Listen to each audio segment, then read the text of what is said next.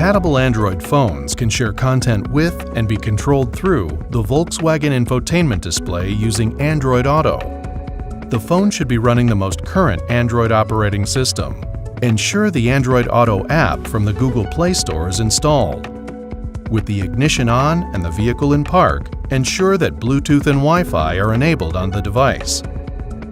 Pair the phone in Bluetooth settings by selecting Pair New Device. Find the MyVW listing and select.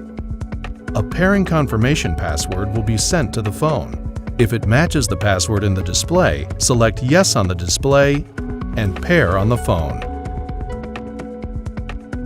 A prompt will appear on the phone to set up Android Auto. The infotainment system now displays a connection option. Choose Android Auto. Accept, then follow all additional prompts and accept the required permissions. The Android Auto interface will now be active, defaulting to the map view. Touch the Home button in the lower left to go to the home screen, which will display icons of compatible apps. To switch back to Volkswagen infotainment controls, touch the Exit button in the Android Auto display, then the Menu button to return to the VW home screen. Select the Android Auto icon to return to the Android Auto interface.